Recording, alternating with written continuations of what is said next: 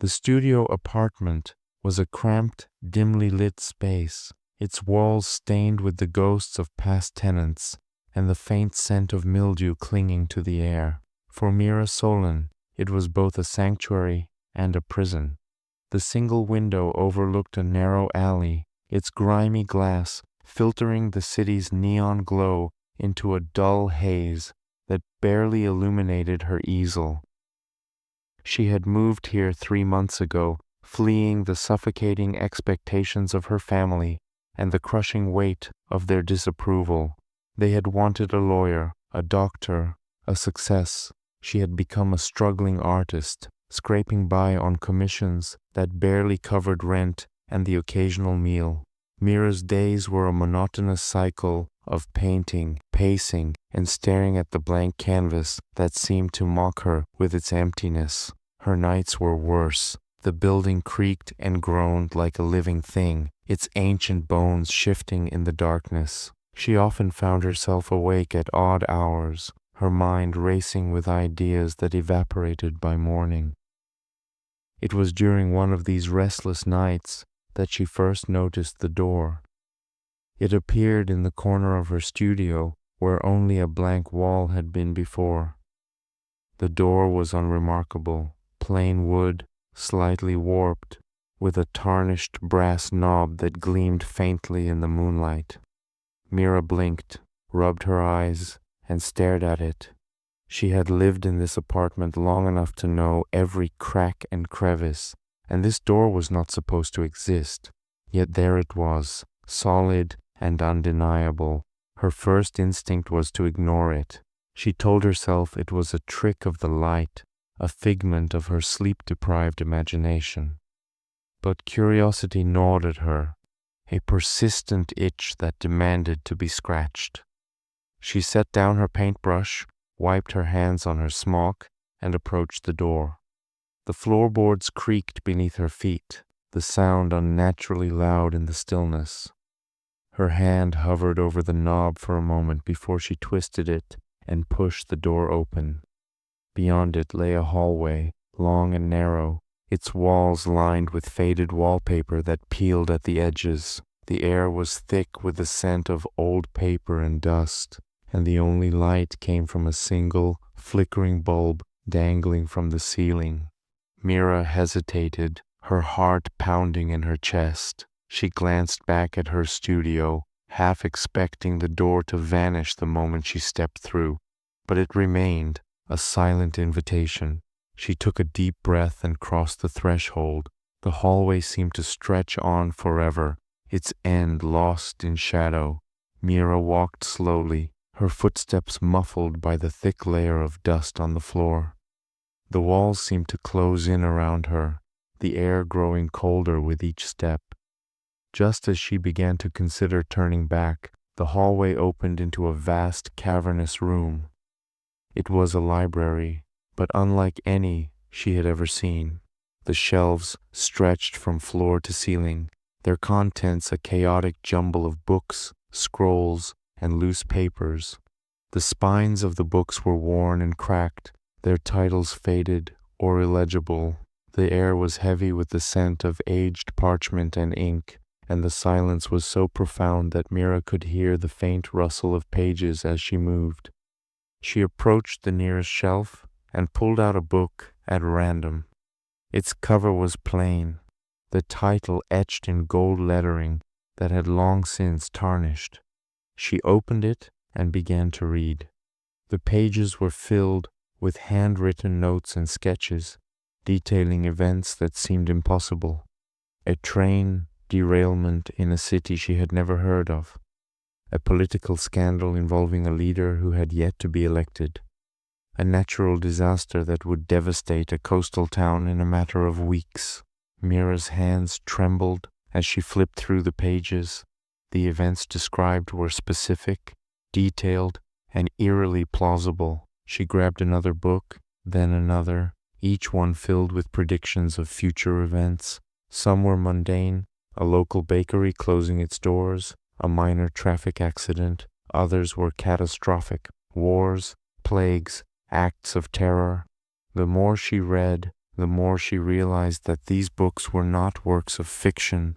They were records of things that had not yet happened. A chill ran down her spine. She closed the book and returned it to the shelf, her mind racing. This place was impossible, a paradox that defied logic, and yet it was real. She could feel the weight of the books in her hands, smell the dust in the air, hear the faint creak of the shelves as they shifted under their own weight.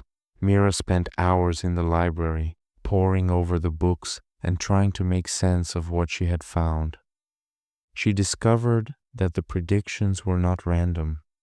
They were organized by date, with the most immediate events on the lower shelves and the distant future on the upper ones. The further she climbed, the darker the predictions became.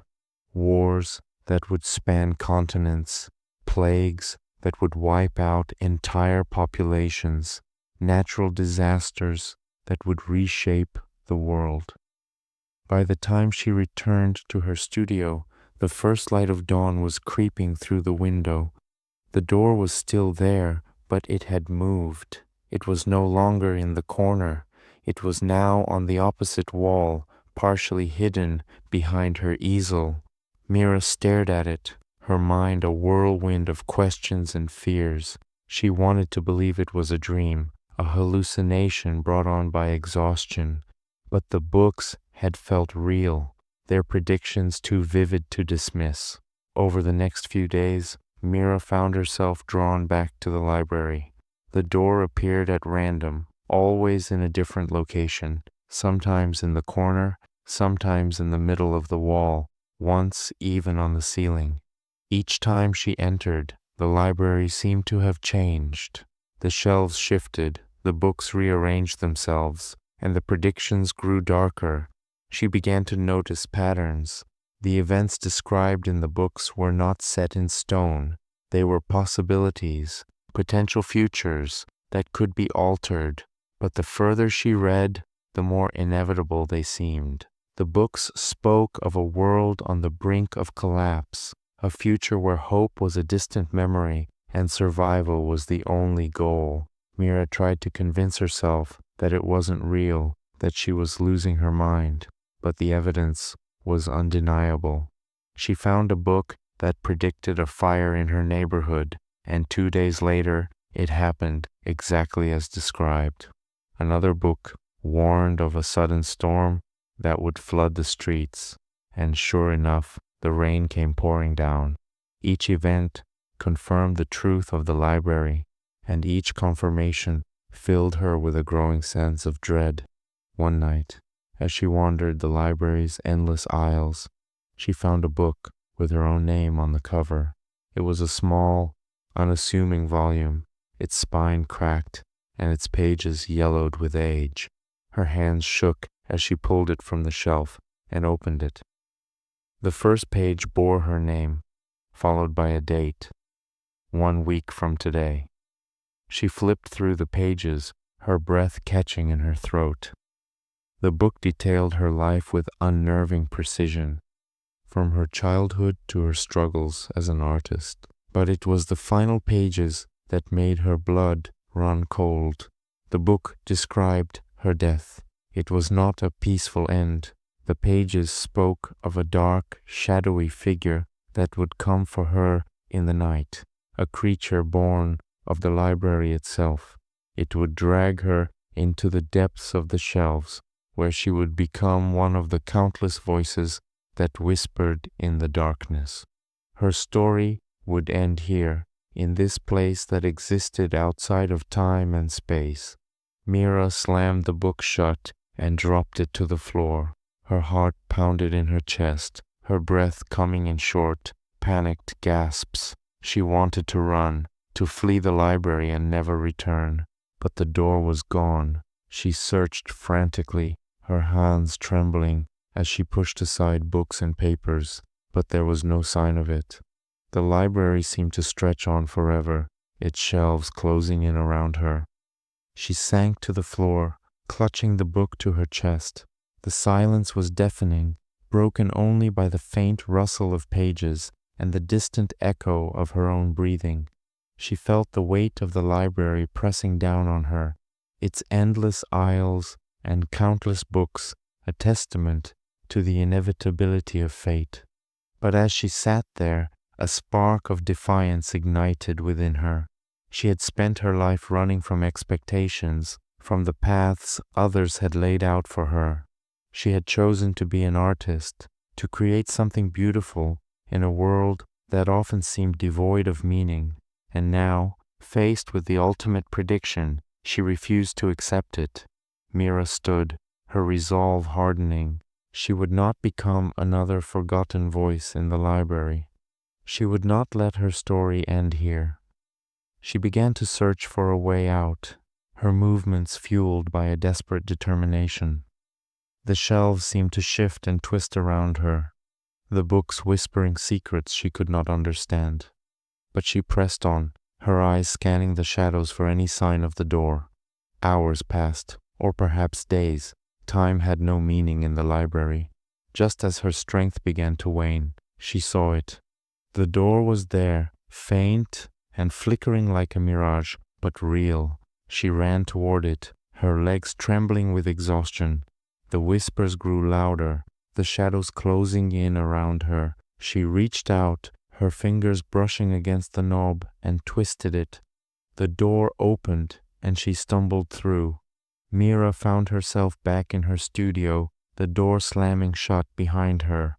She collapsed to the floor, her body trembling with relief and exhaustion.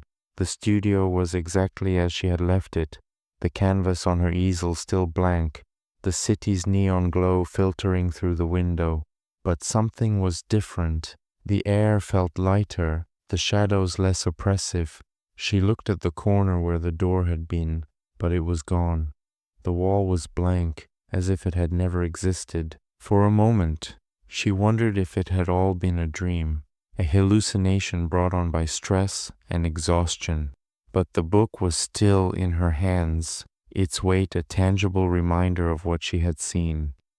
Mira opened it to the final page, where her death had been foretold. The words were still there, but they had changed. The date was the same, but the description was different.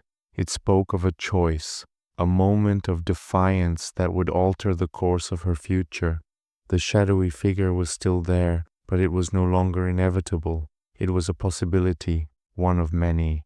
She closed the book and set it aside. The future was not set in stone. The library had shown her that. The books were not prophecies. They were warnings, glimpses of what could be if nothing changed. And she had changed something. She had chosen to fight, to defy the path that had been laid out for her.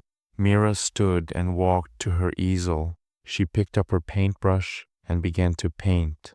The strokes were bold and confident, the colors vibrant and alive. She painted the library, its endless shelves and whispering shadows. She painted the door, its plain wood and tarnished knob. And she painted herself, standing tall and defiant, a spark of light in the darkness. When she was finished, she stepped back and looked at the canvas. It was the best work she had ever done, a masterpiece that captured the essence of her journey. She felt a sense of peace, a quiet certainty that she had taken control of her own story. The door never appeared again, but Mira knew it was still there, waiting in the shadows. She no longer feared it. The library had shown her the future, but it had also shown her the power of choice, and she had chosen to live. As the days turned into weeks, Mira's life began to change. Her art gained recognition, her work exhibited in galleries and praised by critics. She moved out of the tiny studio and into a brighter, more spacious apartment. But she never forgot the library or the lessons it had taught her. The book remained on her shelf, a reminder of the night she had faced her own mortality and emerged stronger.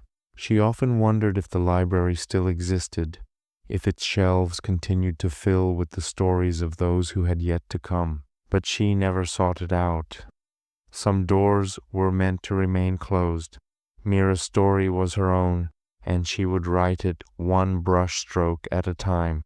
The future was uncertain, but it was hers to shape. And as she stood in her new studio, the sunlight streaming through the windows, she felt a sense of hope that she had never known before. The door to tomorrow was always there, waiting in the shadows, but Mira had learned to walk in the light.